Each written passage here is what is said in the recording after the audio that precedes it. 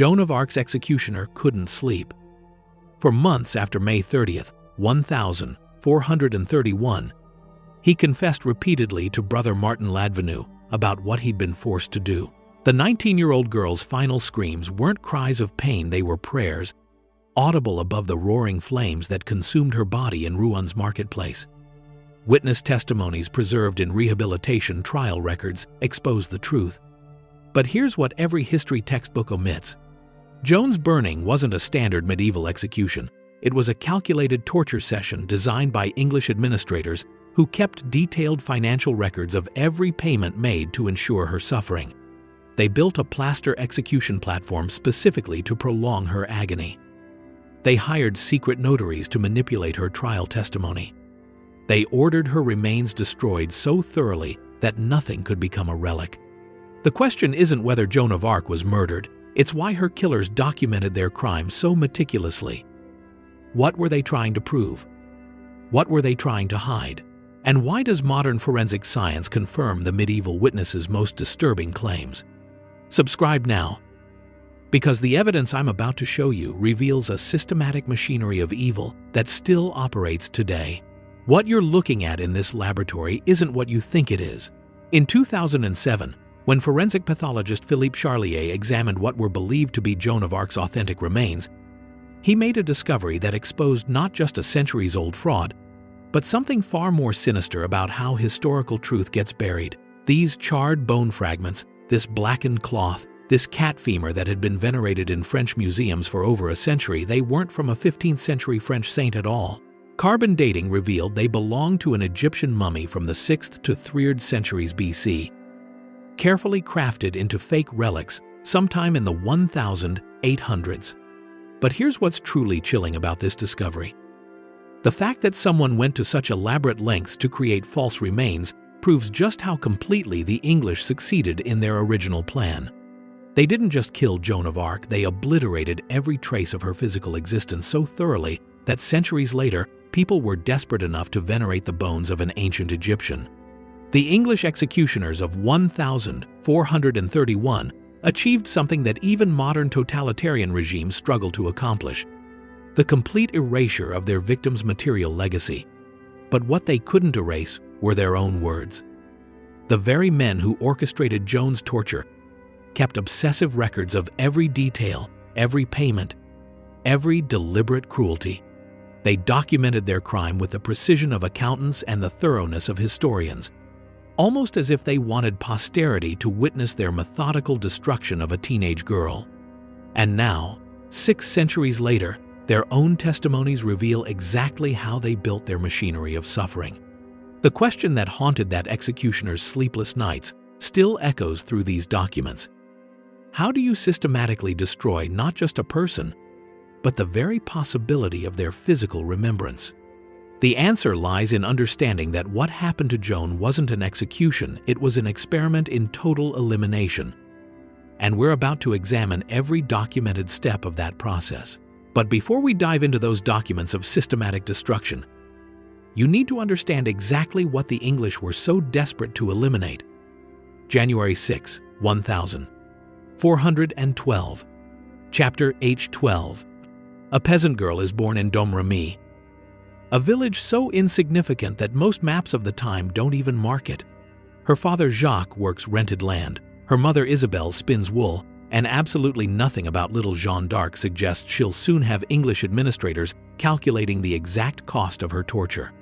The France of her childhood is a kingdom in its death throes, carved up between English occupiers and their Burgundian allies, with the rightful Dauphin Charles cowering in what's left of his territory south of the Loire River.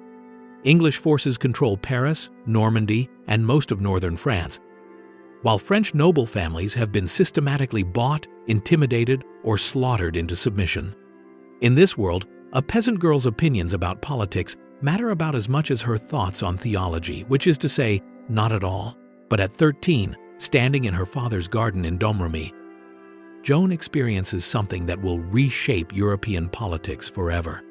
She later describes it as a voice accompanied by brilliant light, identifying itself as the Archangel Michael, commanding her to drive the English from France and ensure the Dauphin's coronation at Reims Cathedral. Most medieval peasant girls experiencing religious visions would have been married off quickly to prevent embarrassing the family, but Joan's voices come with specific military and political instructions that seem impossible for an illiterate farm girl to have conceived. Her detailed knowledge of court protocol, military strategy, and theological arguments will later astonish the educated clergy who examine her. But in 1428, she's just a determined teenager demanding that local captain Robert de Baudricourt give her armed escort to the Dauphin's court at Chinon. Baudricourt's initial response is predictable. He tells Joan's cousin to take her home and suggests her father beat some sense into her.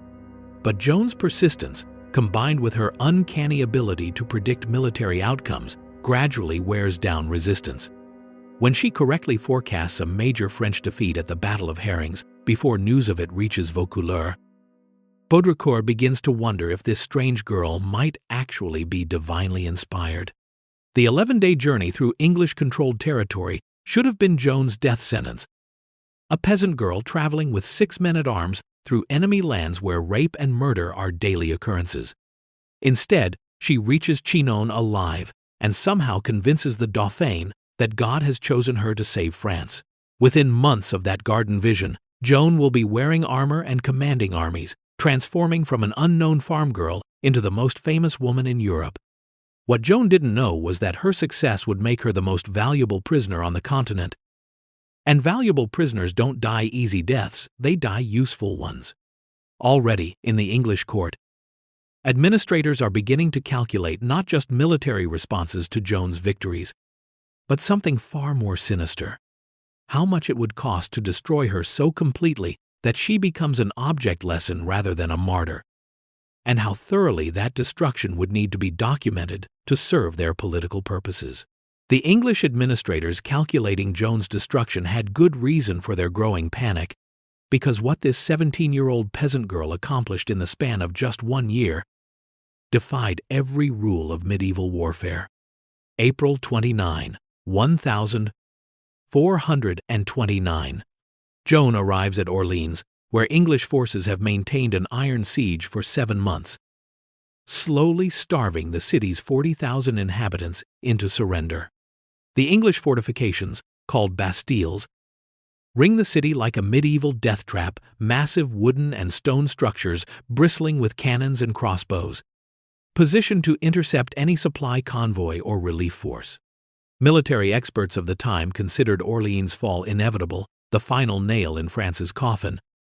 Yet within 4 days of Joan's arrival, the English are fleeing in complete disorder. How does an illiterate farm girl achieve what France's greatest military minds couldn't accomplish in 7 months? The soldiers who fought beside her left testimonies that read less like military reports and more like miracle accounts.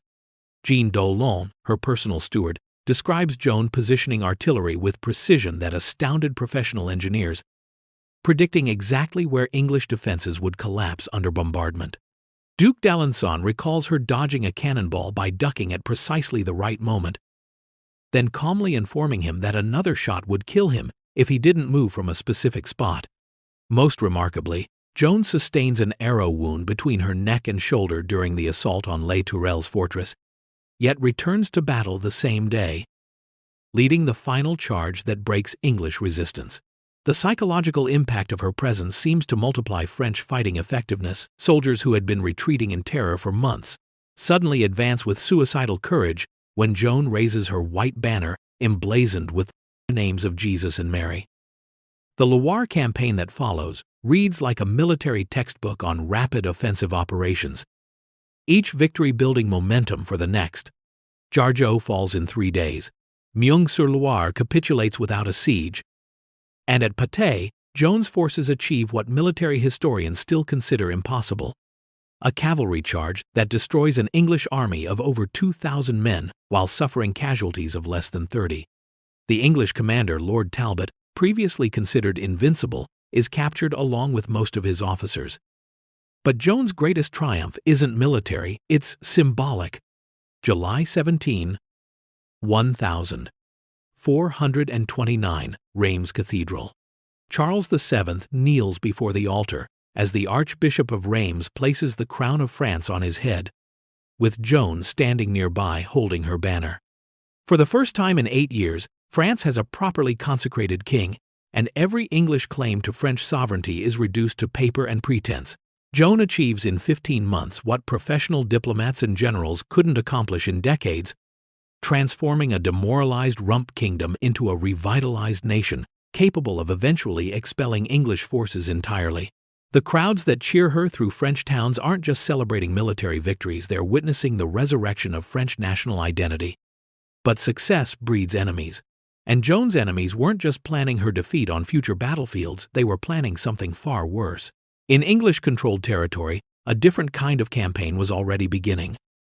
One that would be documented in excruciating detail by the very men who orchestrated it, almost as if they wanted history to remember exactly what they did to the peasant girl who had humiliated them so completely. Those English administrators got their chance to implement their carefully calculated plans on May 23, 1430. When Joan of Arc makes a fatal miscalculation that will cost her everything. Compiègne, a strategic fortress town on the Oise River, has declared for Charles VII despite being surrounded by Burgundian and English forces. Joan arrives to reinforce the garrison. But what she finds is a military situation far more desperate than her previous victories had conditioned her to expect. The Burgundian commander John of Luxembourg has positioned his forces to cut off all supply routes to the city, while English reinforcements under the Earl of Warwick are marching north to complete the encirclement. Joan's tactical brilliance, which served her so well in offensive operations, becomes a liability in this defensive scenario, where patience rather than audacity offers the only path to survival. On the afternoon of May 23, Joan leads a sortie against Burgundian positions outside the city walls, initially driving enemy forces back with her characteristic aggressive tactics.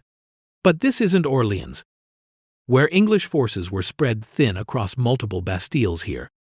Concentrated Burgundian cavalry can respond rapidly to French attacks. When English reinforcements arrive sooner than expected, Joan's forces find themselves caught between hammer and anvil, with retreat to Compiègne their only option. Here, Joan makes the decision that seals her fate.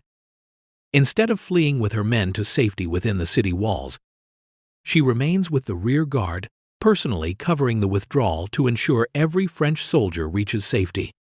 It's the kind of selfless courage that made her beloved by common soldiers, but it places her in the exact position her enemies have been praying for. Isolated, outnumbered, and far from help. A Burgundian archer's crossbow bolt strikes her horse, and when the animal falls, Joan can't remount in her heavy armor before enemy cavalry surrounds her. She surrenders to a Burgundian nobleman named Lionel of Vendôme, who immediately understands he's captured the most valuable prisoner in Europe. But here's where the story takes its first genuinely disturbing turn.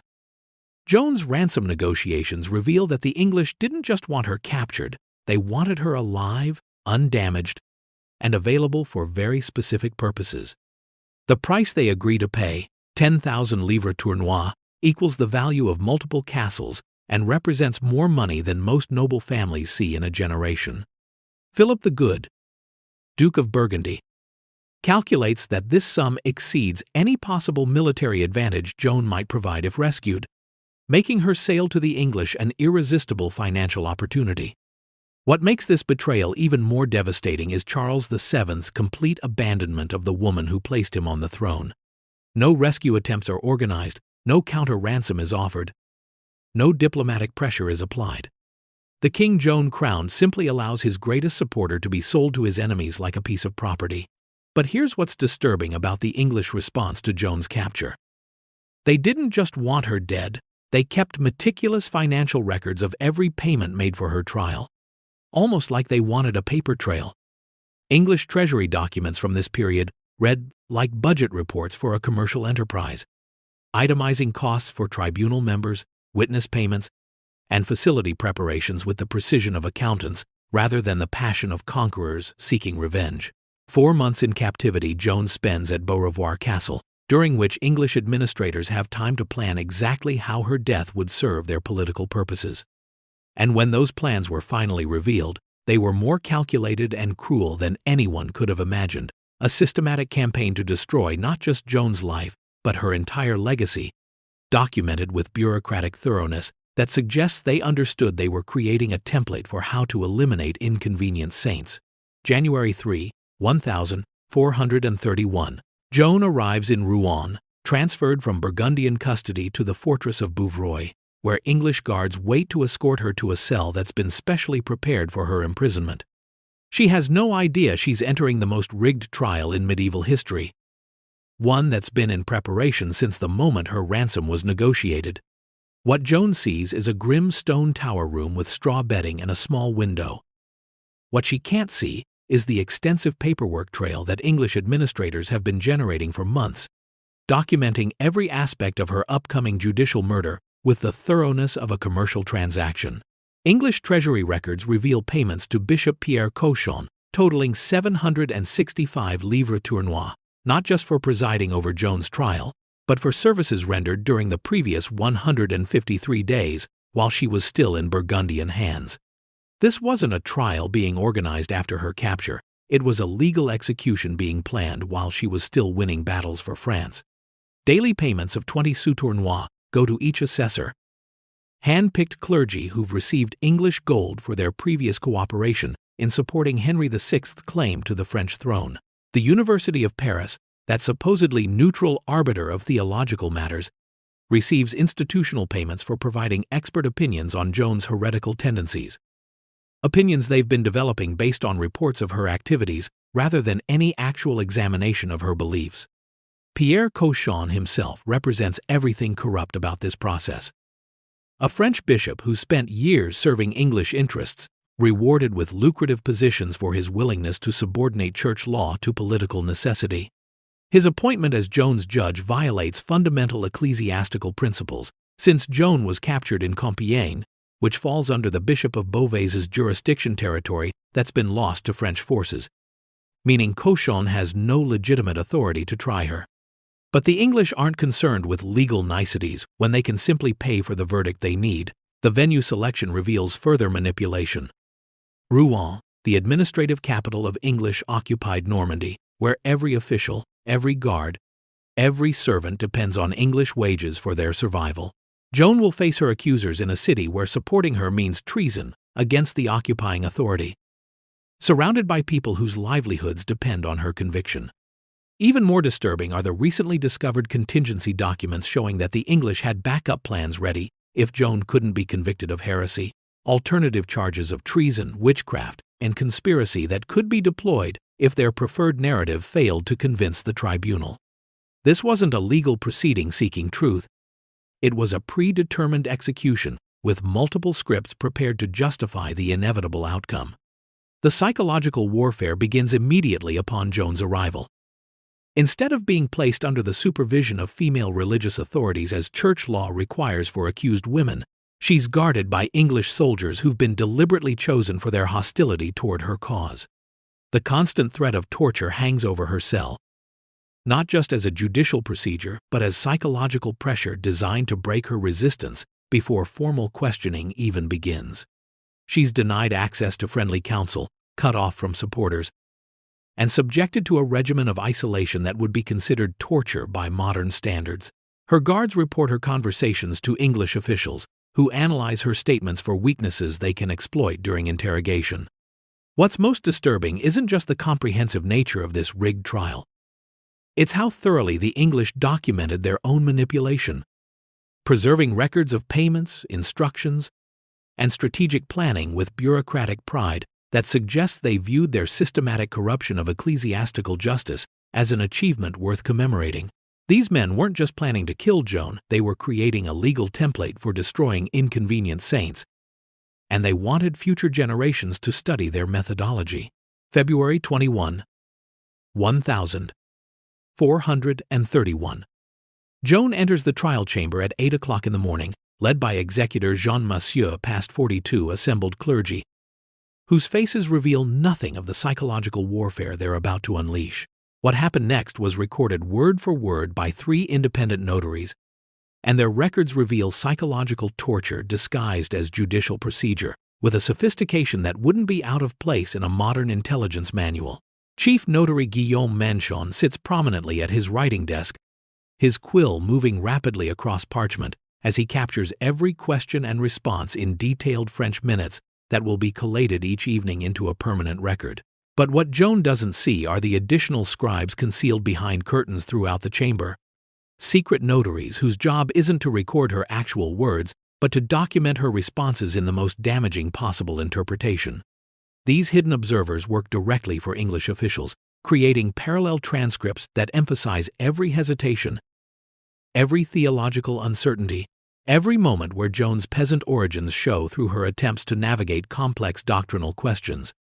When Manchon later refuses English demands to alter his official minutes to match these malicious interpretations, he receives death threats that force him to request protective custody from the Earl of Warwick. The interrogation tactics themselves represent a masterclass in psychological manipulation disguised as theological inquiry. Joan faces questions designed not to determine her guilt or innocence, but to create impossible scenarios where any answer she gives can be twisted into heresy. The sessions stretch for hours without break, denying her food, water, or rest, while maintaining the pretense that this is standard ecclesiastical procedure. When she requests permission to attend Mass, she's told that heretics cannot receive sacraments, yet she's simultaneously condemned for not participating in church rituals, a deliberate double bind designed to induce despair. The threats of immediate burning aren't delivered as formal warnings but as casual observations. English officials mentioning that the execution pyre is being prepared outside her window, that the executioner is standing ready, that only a full confession can prevent her from being burned alive within hours. Joan's isolation from any friendly spiritual counsel means she faces these theological traps without guidance from supporters who might help her navigate the doctrinal complexities being weaponized against her. The most famous of these psychological traps comes when Canon Jean Beaupère asks whether she knows if she's in God's grace, a question that church doctrine holds no mortal can answer with certainty. A yes response would be condemned as presumptuous heresy, while a no would be interpreted as admission of sin. Yet Joan's answer reveals intelligence that astounds even her accusers. If I am not, may God put me there. And if I am, may God so keep me. Her response to accusations about wearing men's clothing demonstrates similar theological sophistication, explaining that she dresses as a soldier because she lives among soldiers and faces constant threats of sexual assault from her male guards. When pressed about her voices, Joan refuses to characterize them as demonic, maintaining that Saint Michael, Saint Margaret, and Saint Catherine guide her actions in service to God and France. But Joan's responses, preserved in their own records, show remarkable intelligence that frustrates her interrogators at every turn. Every trap they set, she navigates with a combination of peasant shrewdness and divine inspiration that makes her impossible to break through conventional theological pressure. Every theological trick they attempt, she deflects with answers that are both doctrinally sound and politically defiant. The English officials observing these sessions realize they're witnessing something unprecedented. A 19-year-old illiterate farm girl systematically dismantling the arguments of university-trained theologians while maintaining her innocence and her mission, which is why what came next was so calculated. They realized they couldn't break her mentally through doctrinal manipulation, so they decided to break her physically through a deception so cruel that it would destroy her psychologically, even as it provided legal justification for her execution. May 24, 1431, St. One Cemetery. Joan of Arc is about to make the most tragic decision of her life, and the English have orchestrated every detail of this moment to ensure she has no choice but to make it. The public scaffold erected in the cemetery isn't just a platform for her final sermon, it's a theatrical stage designed to maximize psychological pressure while providing the appearance of merciful last-chance redemption. Crowds pack the cemetery grounds, drawn by rumors that the famous Maid of Orleans will either confess her sins or burn alive before their eyes, while English soldiers form armed perimeters to ensure no rescue attempts can reach her. The immediate execution threat isn't subtle. Executioner Geoffroy Tirage stands beside a prepared pyre, torch in hand, waiting for the signal to light Joan's funeral fire. If she refuses to sign the document Pierre Cochon is waving before her face. This supposed mercy offering, this final opportunity to save her life through confession and repentance, represents the culmination of months of psychological warfare designed to break her will at the moment of maximum public humiliation. The brief statement Joan signs under this extreme duress, a simple acknowledgement that she may have been deceived by her voices and will submit to church authority, disappears immediately into cochon's robes, replaced by a completely different document that none of the witnesses are allowed to examine. This longer, far more damaging version, which will later be entered into official records, contains detailed renunciations of her mission, condemnations of her military actions, and admissions of heretical behavior that Joan never agreed to. Multiple witnesses later testified to this documentary deception during the rehabilitation trial, describing how the parchment Joan actually signed bore no resemblance to the comprehensive confession that Cochon reads aloud to justify commuting her sentence from death to life imprisonment. Her sentence of perpetual confinement appears to offer hope Joan will live, albeit in church prison under female supervision as ecclesiastical law requires, wearing women's clothing and renouncing her voices forever. But this apparent mercy is actually the cruelest part of the trap, because the English have no intention of allowing Joan to serve a life sentence that might eventually result in her release or escape. When Joan returns to her cell at Bouvroy Castle, she discovers that her captors have deliberately left men's clothing in her quarters. The same soldier's attire she wore throughout her military campaigns, now positioned as an irresistible temptation to violate the terms of her confession. The psychological manipulation reaches its most vicious point when, according to 3 separate witness testimonies, a great English lord attempts to rape Joan in her cell, an assault clearly designed to force her back into protective male clothing that would constitute immediate violation of her abjuration agreement. Joan's choice becomes impossible: submit to sexual assault while wearing the vulnerable dress demanded by her confession, or protect herself by resuming men's clothing and face immediate execution as a relapsed heretic. When she chooses physical safety over legal compliance, English officials declare her confession null and void, her backsliding into heretical behavior complete. Jean Massieu, who was present throughout these proceedings, later testified that Joan told him directly, "I would rather have my head cut off 7 times than be burned." But by then, her fate was sealed by their carefully constructed legal trap. May 28, 1431. Joan recants her confession, openly declaring that her voices were genuine and her mission divinely inspired, giving her captors the legal justification they've been maneuvering toward for months. The English have what they need: a confessed and relapsed heretic whose execution will be legally unassailable under ecclesiastical law, since only those who return to previously abjured errors can be sentenced to death by church tribunals. What happened next was so meticulously planned, so precisely engineered for maximum suffering and public impact, that it suggests they'd been designing not just her death, but every horrifying detail of her execution for months before she ever signed that first brief confession in St. Juan Cemetery. May 30, 1431. The execution platform isn't just built for death, it's engineered for maximum suffering, and every detail of its construction reveals the calculated cruelty of men who've transformed judicial execution into systematic torture. The structure towers above Rouen's old marketplace, deliberately elevated to a height that prevents the executioner from reaching Joan once she's bound to the stake, eliminating any possibility of the traditional mercy killing that professional executioners routinely provided to spare condemned prisoners the agony of burning alive.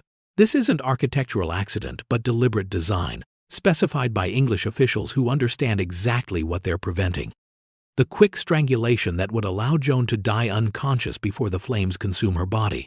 The platform's construction material represents another calculated choice: plaster rather than wood. Because plaster burns slower and hotter, creating sustained temperatures that ensure complete incineration while prolonging the victim's suffering. Strategic positioning maximizes crowd visibility from all angles, transforming Joan's death into public spectacle designed to demonstrate English power, while ensuring that every witness can observe her final moments in excruciating detail. 700 to 800 soldiers form an armed perimeter around the platform, their swords and staves creating an impenetrable barrier that prevents any rescue attempt, while intimidating spectators into silent compliance with the proceedings they're about to witness. The executioner Geoffroy Terrage faces an unprecedented professional dilemma as he prepares Joan for death, knowing that English specifications make it impossible for him to provide the customary quick strangulation that medieval executioners consider both merciful and practical. His later testimony reveals profound distress at being forced to follow English instructions that violate every professional standard he's learned, compelled to participate in torture disguised as execution, while maintaining the pretense that this represents standard judicial procedure. The documented preparation reveals obsessive attention to details designed to ensure Joan's maximum suffering. Oil and sulfur applied to intensify flame temperature, charcoal positioned to maintain sustained burning, multiple ignition points planned to prevent any area of the pyre from burning out prematurely. Crowd control measures and viewing angles have been calculated to provide optimal spectacle while preventing any sympathetic interference, creating a theater of cruelty where Joan's agony becomes public entertainment, serving English political objectives. Even the systematic removal of rescue possibilities demonstrates military precision applied to judicial murder, every approach route monitored, every potential hiding spot for sympathizers cleared, every contingency planned to ensure Joan's isolation in her final moments becomes absolute and irreversible. The psychological torture continues even as physical preparations conclude. With Joan permitted her morning confession despite the unusual nature of allowing heretics access to sacraments, a cruel reminder of the spiritual comfort she's about to lose forever. The final sermon and formal reading of her sentence stretch the psychological pressure to its breaking point, forcing Joan to endure extensive theological condemnation before facing physical destruction. When a sympathetic English soldier constructs a crude wooden cross from sticks and presses it into Joan's hands, the gesture provides momentary spiritual comfort that only amplifies the horror of what follows. While Dominican friars Brother Martin Ladvenu and Brother Isambard de la Pierre offer final spiritual consolation that serves to highlight her complete abandonment by earthly authorities. But here's what's truly chilling about the witness testimonies from that morning. Joan's final words weren't screams of pain or pleas for mercy, they were prayers, repeated invocations of Jesus Christ's name that remained audible above the roar of flames consuming her body. Guillaume Menchon, recording every detail with professional precision, later testified that her spiritual composure in the face of unimaginable physical agony left him sleepless for weeks, unable to reconcile the calculated brutality he'd witnessed with any concept of divine justice. What happened next defied everything medieval people understood about death by fire, challenging the very assumptions underlying their carefully planned execution and creating the first signs that their systematic destruction of Joan's body might not achieve the complete elimination of her influence they'd been calculating for months. 9:00 a.m., May 30, 1431. The torch touches the pyre, and what happens next will haunt witnesses for the rest of their lives, searing images into their memories that decades later still provoke nightmares and sleepless vigils among the hundreds of spectators packed into Rouen's marketplace. Joan's final positioning reveals the cruel precision of English planning, bound upright to the plaster stake with iron chains that prevent any possibility of collapse or unconsciousness, providing merciful escape from the flames. Climbing toward her feet, the restraints hold her body in perfect visibility to the crowds below, ensuring that every witness can observe her facial expressions as fire begins consuming her legs and lower torso. The first flames produce an immediate reaction from the assembled multitude, many of whom begin weeping before Joan's clothing even catches fire, their emotional response triggered not by the spectacle of execution, but by the sound of her voice rising above the crackling wood.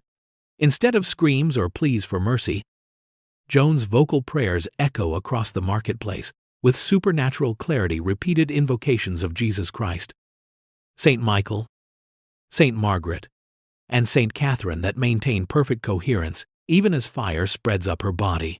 Her spiritual composure in the face of unimaginable physical agony creates psychological trauma among observers that will persist for decades, transforming what was intended as a demonstration of English power into a display of Joan's transcendent faith. Guillaume Manchon, the chief notary whose professional duty requires him to document every detail of the execution, later testifies that witnessing Joan's death left him unable to feel at peace for more than a month afterward. His nights filled with images of the 19-year-old girl calling out to saints while flames consumed her flesh. What happens next defies every expectation the English have about how death by fire should proceed, creating the impossible phenomenon that will later require extensive damage control and forensic explanation. Despite the oil, sulfur, and charcoal applied to intensify the flames, despite the plaster platform designed to maintain sustained high temperatures, despite multiple attempts to ensure complete incineration, Joan's heart and intestines resist the fire with a persistence that astounds everyone present. The executioner's later testimony describes his growing panic as organs that should have been reduced to ash within minutes remain visibly intact despite heat intense enough to consume bone, their preservation appearing to medieval witnesses as incontrovertible evidence of divine intervention. Modern forensic science provides a rational explanation for this phenomenon that would have been incomprehensible to 15th-century observers. The high water content in cardiac muscle and intestinal tissue makes these organs exceptionally resistant to fire, a common occurrence in forensic investigations that Dr. Philippe Charlier encounters regularly in his examination of historical remains. What medieval witnesses interpreted as miraculous preservation was actually the predictable result of applied anatomy. Though this scientific understanding doesn't diminish the psychological impact of watching a condemned heretic's organs resist the very flames intended to prove God's rejection of her mission. The witness psychological trauma extends beyond Guillaume Manchon to include Cardinal Beaufort and other high-ranking officials whose emotional breakdown during the execution undermines the English narrative of righteous justice being served against a dangerous heretic. The executioner's immediate confession of distress to Dominican friars reveals professional horror at being forced to participate in torture that violates every standard of merciful execution, his spiritual anguish creating another crack in the English facade of judicial propriety. Mass psychological trauma spreads through the crowd as hundreds of witnesses simultaneously confront the gap between official English propaganda about Joan's heretical nature and the evidence of their own senses as they watch a teenage girl pray coherently while burning alive. The English panic becomes visible as officials realize their carefully planned demonstration of power is transforming into something that could easily be interpreted as martyrdom, prompting immediate orders to dampen the flames for crowd verification rather than allowing the execution to proceed according to their original timeline. This desperate need to prove that death has actually occurred, combined with growing fear of martyrdom claims and miracle stories spreading through the traumatized crowd, forces English commanders to abandon their systematic execution plan in favor of damage control measures. But the English aren't finished with their systematic destruction of Joan's body and memory. What they ordered next revealed the true depths of their calculated cruelty, escalating from execution into deliberate dehumanization that would shock even medieval sensibilities accustomed to public violence. What I'm about to describe was documented by multiple independent witnesses whose testimonies survived in rehabilitation trial records, and their accounts reveal that the English weren't content with Joan's execution.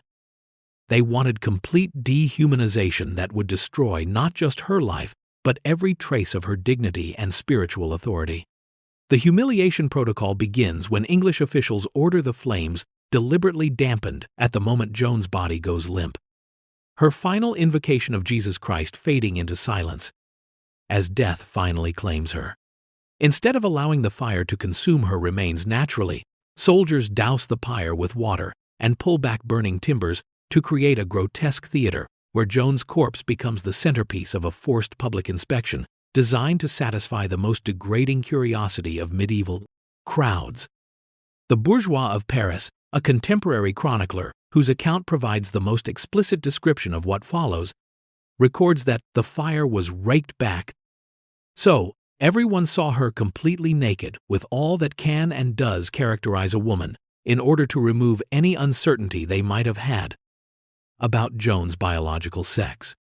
This systematic exposure serves multiple propaganda purposes, confirming that the famous warrior who wore men's clothing was indeed female, dispelling rumors that a male impostor had been substituted for execution, and reducing Joan's transcendent spiritual authority to the crude anatomical reality of her teenage body displayed for mass consumption. The forced public viewing transforms judicial execution into pornographic spectacle, with hundreds of spectators compelled to examine intimate details of Joan's corpse, while English officials provide commentary designed to emphasize her mortality and humanity, rather than any divine protection she might have claimed. The triple burning that follows represents unprecedented systematic destruction that violates every medieval precedent for handling executed heretics, whose bodies were typically consumed once and buried in unconsecrated ground. The first burning serves as execution method. The second burning aims to consume the heart and intestines that resisted initial incineration, and the third burning reduces even the most resistant organic matter to ash under direct orders from Cardinal of Winchester, who personally oversees this process to ensure complete elimination of any physical trace that could become a relic. Between each burning phase, Joan's remains are examined and manipulated by English officials who treat her corpse like an experimental subject rather than the body of an executed human being, their clinical approach to systematic destruction revealing bureaucratic efficiency applied to theological elimination. The executioner's psychological breakdown begins immediately after Joan's death, when he approaches Brother Martin Ladvenu and Brother Isambart de la Pierre in a state described as stricken and moved with marvelous repentance and terrible contrition, his professional composure completely shattered by what he's been forced to participate in. His confession reveals unprecedented fear of eternal damnation for killing a holy woman, an admission that represents professional suicide for a medieval executioner whose livelihood depends on maintaining the fiction that he serves divine justice rather than political expediency. The executioner's spiritual anguish becomes even more profound when he describes the impossible phenomenon of Joan's organs resisting complete destruction despite his application of oil, sulfur, and charcoal designed to ensure total incineration. His much astonishment at the heart and intestines that in no way could be burned up reflects not just professional confusion but growing terror that he's participated in the murder of someone under divine protection.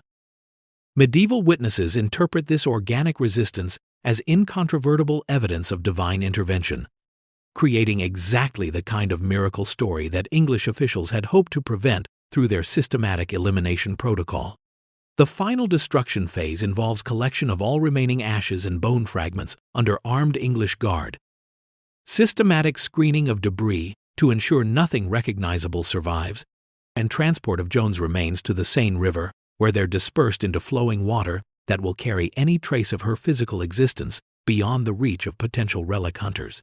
This complete disposal represents unprecedented thoroughness in medieval execution aftermath, revealing English understanding that even fragments of Joan's body could become focuses for resistance movements or religious devotion that might undermine their political control of occupied France.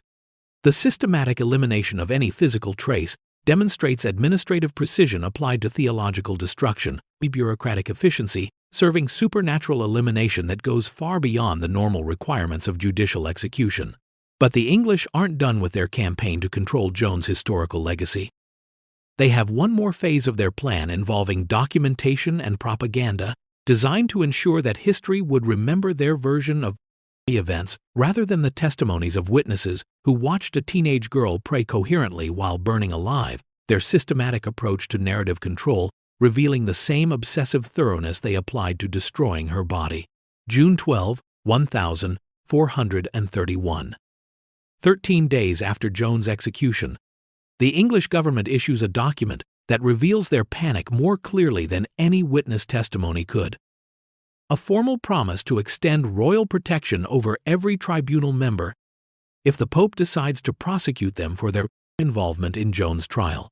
This isn't standard post-execution procedure but desperate damage control, a tacit admission of wrongdoing that Henry VI's council tries to disguise as routine administrative precaution while acknowledging the dangerous responsibility they've all incurred by participating in what they're beginning to realize was judicial murder rather than legitimate ecclesiastical justice.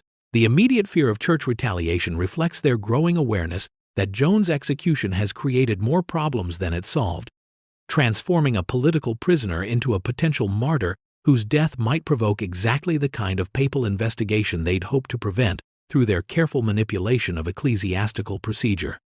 The Royal Protection Promise reveals English understanding that their hand-picked judges know they violated fundamental principles of church law in their requests for immunity, demonstrating that even corrupt tribunal members recognize they've crossed lines that could result in excommunication, or worse if higher church authorities decide to examine their proceedings.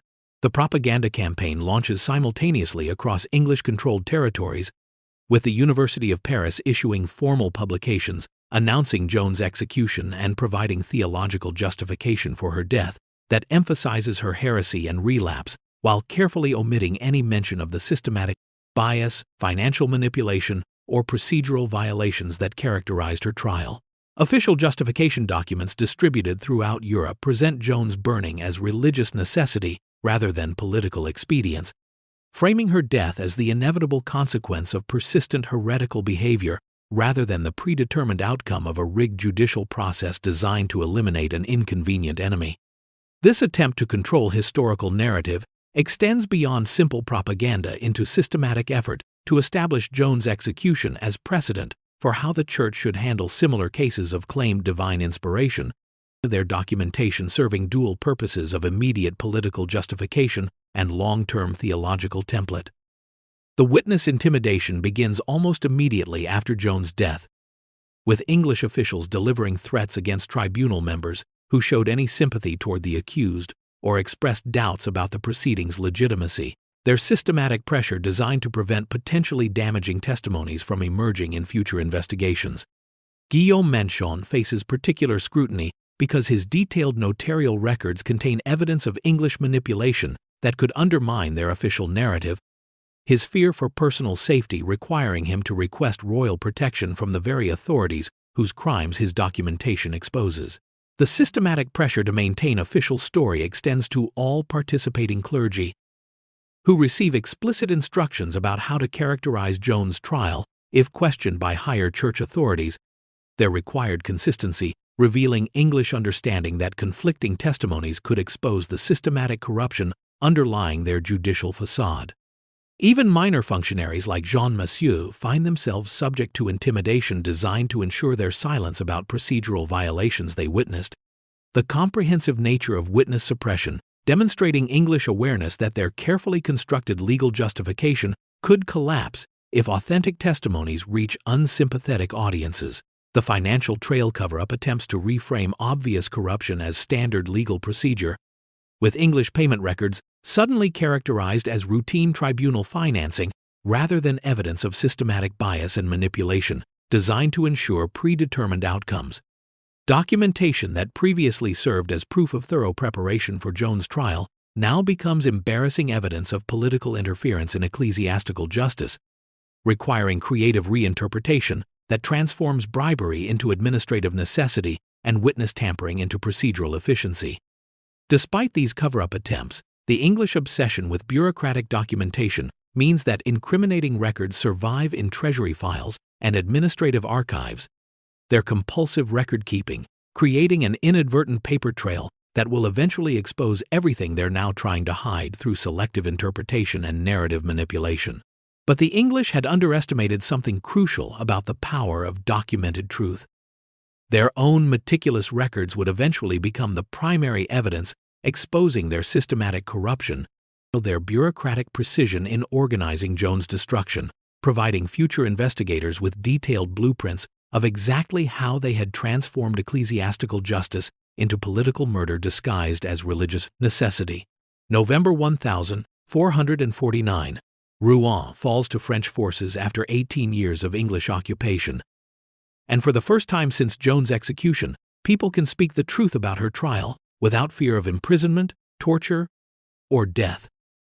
The atmosphere in the recaptured city resembles that of a liberated territory where collaborators suddenly find themselves exposed, and resistance members emerge from decades of enforced silence, their suppressed testimonies about to shatter the carefully constructed English narrative that has dominated historical records for nearly 2 decades. Charles VII, finally secure in his throne, thanks to the very woman he abandoned to English captors, orders Guillaume Bouillet to conduct a formal inquiry into the judicial proceedings that condemned his greatest supporter, though his motivation stems more from political necessity than belated loyalty. Joan's conviction for heresy implies that his coronation was achieved through the actions of a condemned witch, a theological stain that threatens the legitimacy of his entire reign. The investigation begins cautiously in March 1450 with Guillaume Bouillet, a respected theologian from the University of Paris, conducting the first witness interviews under circumstances that reveal the depth of fear that has silenced potential testimonies for 18 years. Initially, only 7 witnesses dared to come forward. Guillaume Manchon, the chief notary, brothers Isambard de la Pierre and Martin Ladvenu, Guillaume Duval, Jean Tumouillet, Jean Massieu, and surprisingly Jean Beaupère, who remains hostile to Joan even in death. But their preliminary testimonies are so explosive that word spreads quickly through Rouen's religious community, encouraging additional witnesses to break their decades-long silence. By the time the full rehabilitation trial begins in 1455, 115 witnesses have been questioned, their collective testimony creating a comprehensive picture of systematic corruption that exposes the English proceedings as judicial murder disguised as ecclesiastical justice. Guillaume Manchon's revelations provide the most devastating evidence of deliberate manipulation. His testimony exposing the secret notaries concealed behind curtains throughout Joan's interrogations, scribes whose job was not to record her actual words, but to document her responses in the most damaging possible interpretation for later use in English propaganda. His evidence of systematic testimony manipulation includes detailed descriptions of how English officials pressured him to alter his official minutes to match these malicious interpretations, threats that forced him to request protective custody when he refused to compromise his professional integrity by falsifying the permanent record. The threats and intimidation that characterized the original trial emerged through witness after witness, their testimonies revealing systematic bias that violated every principle of ecclesiastical justice while serving English political objectives disguised as religious necessity. The pattern of English control becomes undeniable as witnesses describe financial payments to tribunal members, predetermined outcomes communicated before testimony began, and explicit instructions about which theological interpretations were acceptable, regardless of Joan's actual responses to doctrinal questions. The executioner's confession, preserved in multiple witness accounts, reveals professional executioner continued psychological trauma 18 years after Joan's death. His admission of forced participation in systematic torture rather than standard execution procedure, providing crucial evidence that English officials deliberately designed Joan's death for maximum suffering rather than merciful dispatch. His testimony about the impossible platform design specifically constructed to prevent the traditional mercy killing that would have spared Joan, the agony of burning alive, confirms that her prolonged suffering was intentional rather than accidental, the result of calculated cruelty rather than procedural necessity. His confirmation of deliberate suffering prolongment, combined with detailed descriptions of the triple burning protocol designed to eliminate all physical traces of Joan's existence, establishes that the English executed not just a political prisoner, but a comprehensive plan to destroy every aspect of her identity and legacy. The shocking discoveries that emerge from comparing witness testimonies with surviving documentation reveal that the original French trial minutes were deliberately destroyed to prevent future examination of the systematic manipulation they contained, while the official Latin translations that survived contained extensively manipulated testimony designed to justify predetermined conclusions rather than reflect Joan's actual responses. Multiple violations of ecclesiastical law become undeniable as witnesses describe procedural shortcuts, jurisdictional irregularities, and systematic denial of rights that should have been guaranteed even to accused heretics, their collective testimony demonstrating that Joan's trial violated virtually every safeguard developed by the medieval church to prevent judicial abuse. The pattern that emerges from this mountain of testimony reveals something unprecedented in medieval jurisprudence. Systematic documentation of their own crimes by the perpetrators, almost compulsive record-keeping of manipulation and corruption that suggests English officials were proud of their systematic destruction of ecclesiastical justice rather than ashamed of their violations. But the most shocking discovery was still to come, hidden in rehabilitation testimonies that revealed evidence so disturbing it would change how we understand not just Joan's execution, but the entire machinery of medieval political murder evidence that the English had created a POW's template for eliminating inconvenient saints that would influence institutional killing for centuries to come. 1867. A dusty jar sits forgotten in a Paris pharmacy attic, its contents representing what appears to be one of history's most precious discoveries, the authentic remains of Joan of Arc, complete with parchment label reading, "Remains found under the stake of Joan of Arc, Virgin of Orleans." For 140 years, these relics were venerated as genuine artifacts, exhibited in French museums, blessed by church officials, and revered by pilgrims who traveled thousands of miles to glimpse what they believed were fragments of the saint who saved France. Until 2007, when forensic science revealed something incredible that shattered not just this particular historical myth, but our entire understanding of how completely the English had succeeded in their systematic elimination of Joan's physical existence. Dr.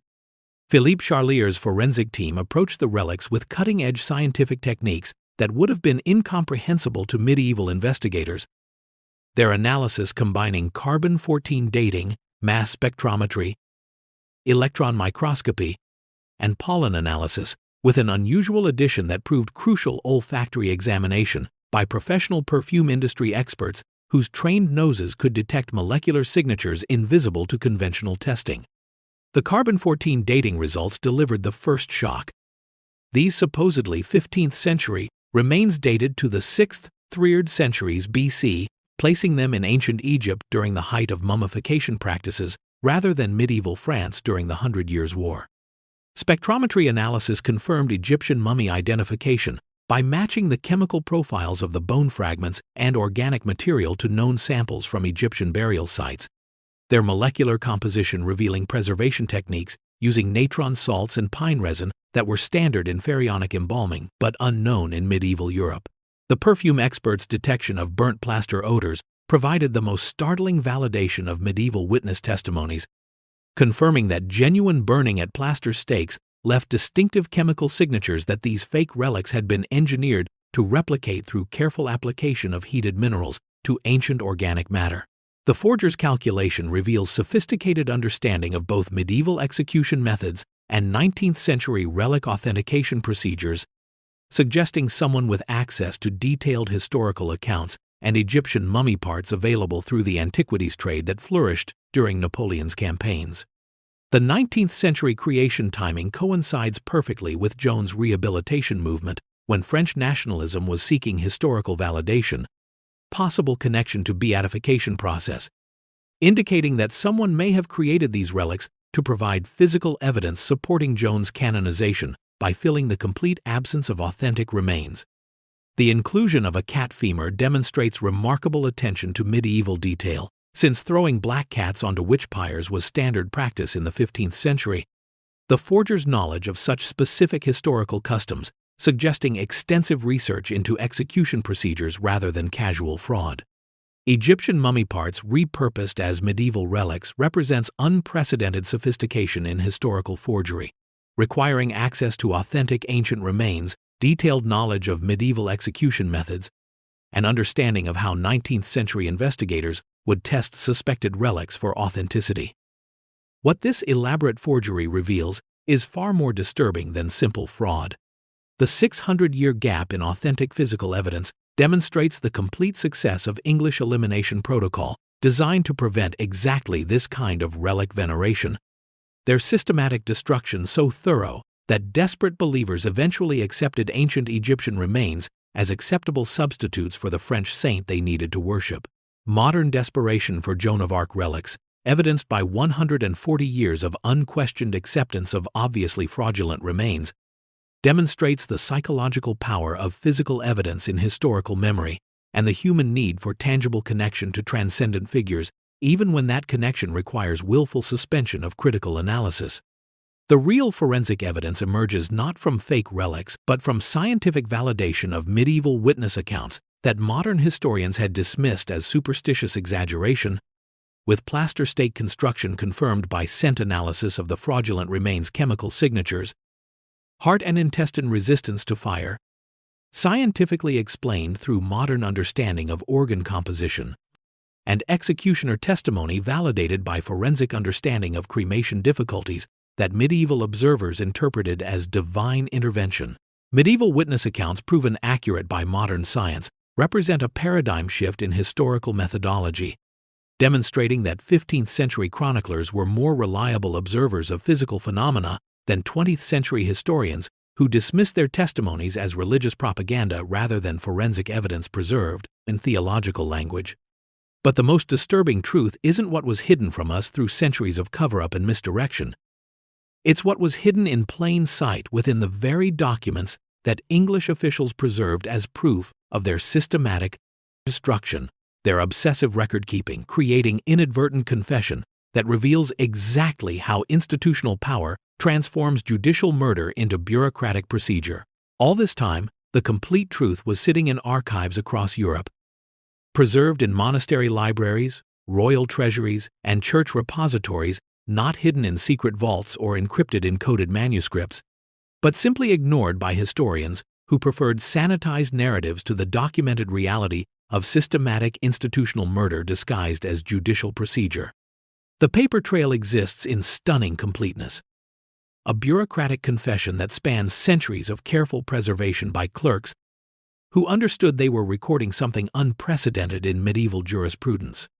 Guillaume Manchon's original notary record survived because he refused English pressure to destroy evidence of their manipulation, his detailed French minutes providing day-by-day documentation of psychological torture disguised as theological inquiry, complete with margin notes recording his personal horror at proceedings that violated every principle of ecclesiastical justice he'd been trained to uphold. English financial documentation persisted in treasury archives because medieval administrators compulsively recorded every expenditure, their accounting ledgers inadvertently preserving complete evidence of systematic corruption through detailed payments to tribunal members, witness tampering, and execution preparation that reveals the calculated nature of Joan's destruction. Witness testimony from the rehabilitation trial survived in church archives because Dominican scribes understood they were documenting evidence of institutional evil that future generations needed to understand. Their preservation of testimony, creating a comprehensive record of systematic abuse that exposes the machinery of medieval political murder with unprecedented clarity. Jules Kitcherat's complete publication in the 1840s made all this evidence accessible to modern historians, yet his 5-volume compilation of trial records and rehabilitation testimonies was largely ignored by scholars who preferred heroic narratives to the documented reality of bureaucratic torture. Their selective reading, creating sanitized versions of Joan's story that omitted the most disturbing evidence of calculated cruelty. What these records reveal defies every assumption about medieval justice and institutional behavior. Documenting systematic planning of Joan's torture with precision that rivals modern intelligence operations, financial investment in her destruction calculated with accounting accuracy that transforms judicial murder into commercial enterprise, and complete documentation of corruption that suggests English officials were proud of their systematic violation of ecclesiastical law rather than ashamed of their unprecedented abuse of judicial authority. The professional executioner's moral resistance, documented in multiple witness testimonies, represents something virtually unknown in medieval records: a professional killer's spiritual breakdown caused by forced participation in systematic torture rather than standard execution, his psychological trauma creating evidence that even medieval society recognized Joan's execution as unprecedented cruelty that violated professional standards for merciful dispatch. The pattern of evil that emerges from this documentation reveals bureaucratic efficiency applied to organizing cruelty with administrative precision, official documentation of unofficial brutality that transforms systematic torture into procedural routine, and systematic dehumanization achieved through bureaucratic process that reduces a teenage saint into administrative problem requiring systematic solution through documented elimination protocol. Administrative precision in recording torture demonstrates institutional commitment to preserving evidence of systematic abuse. Almost compulsive documentation that suggests English officials viewed their corruption of ecclesiastical justice as administrative achievement worthy of permanent preservation rather than criminal activity requiring concealment from future investigation. The witnesses who remembered preserved crucial testimony despite decades of intimidation, with Brother Martin Ladvenu's detailed accounts providing spiritual perspective on Joan's final moments that validates her transcendent faith while exposing the calculated cruelty of her executioners. Guillaume Manchon's emotional breakdown documented in his own testimony, creating unprecedented evidence of medieval moral resistance to institutional evil. Jean Massieu's courage in speaking truth during rehabilitation proceedings, preserving crucial evidence of procedural violations that might otherwise have been lost to historical amnesia, and Dominican friars' systematic preservation of evidence, ensuring that testimony of Joan's spiritual composure and her executioner's moral collapse would survive for future examination. Why this documentation matters extends beyond historical curiosity into documented proof of calculated institutional evil that establishes clear precedent for how legitimate authority can be weaponized to eliminate inconvenient individuals through systematic abuse disguised as legal procedure. Evidence that witnesses never forgot despite systematic intimidation designed to silence their testimonies. Professional executioners' unprecedented trauma response, creating unique evidence of medieval moral resistance to systematic cruelty, and complete paper trail of systematic abuse that demonstrates how bureaucratic precision can be applied to organize torture while maintaining facade of judicial propriety. These documents don't just tell us how Joan died through systematic torture disguised as ecclesiastical justice, they reveal something far more disturbing about human nature and the machinery of power, exposing the bureaucratic precision required for institutional evil and the systematic documentation that transforms individual murder into administrative template for eliminating inconvenient saints through calculated destruction of both physical existence and historical memory. Joan of Arc's execution wasn't just the murder of a 19-year-old girl by political enemies seeking to eliminate an inconvenient obstacle to their territorial ambitions.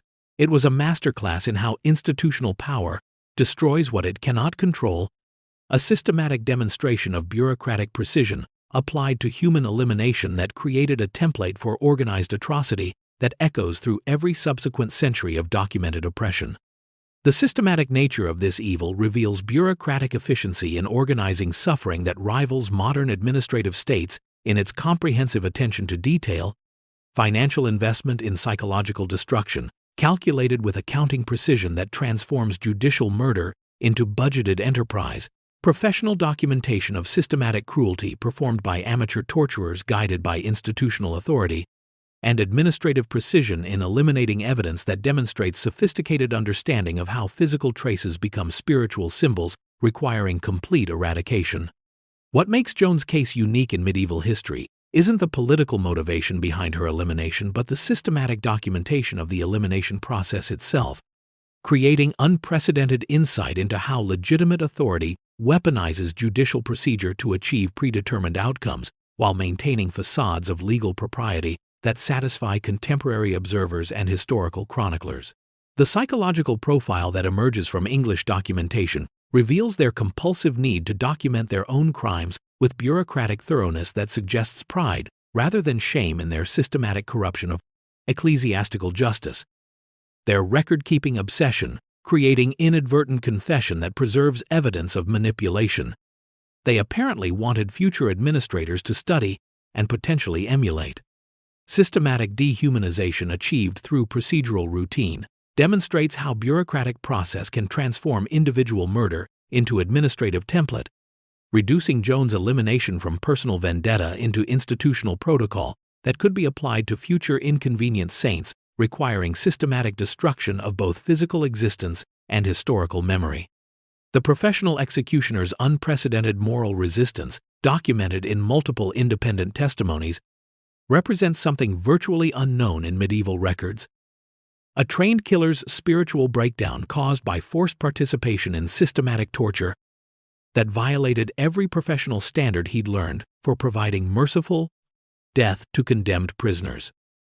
The witnesses who wouldn't forget provide crucial evidence that individual conscience can survive institutional pressure designed to suppress moral resistance, with Guillaume Manchon's documented month of sleeplessness demonstrating psychological impact that systematic cruelty had on professional observers required to participate in judicial murder.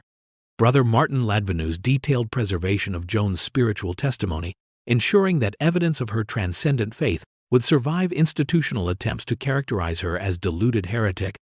Cardinal Beaufort's public weeping creating visible crack in English facade of righteous justice being served against dangerous enemy of established order, and the professional executioner's lifetime of guilt providing unique testimony about moral consequences of participating in systematic torture disguised as legal procedure.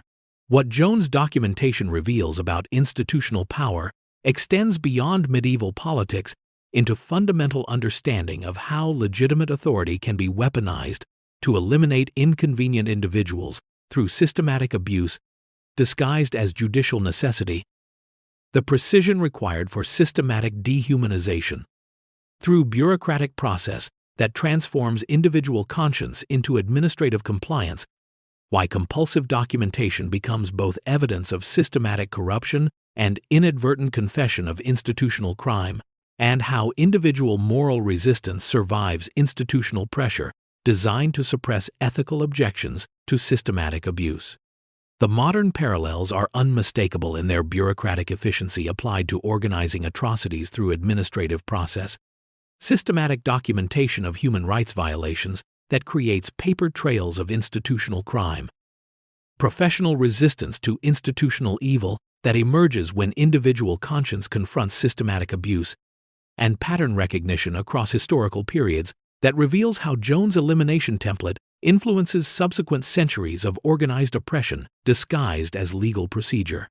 The ultimate irony of English systematic destruction lies in their own documents, preserving complete evidence of crimes they attempted to conceal through propaganda and historical manipulation. Their obsessive record-keeping, creating comprehensive confession that exposes exactly how they corrupted ecclesiastical justice to serve political objectives.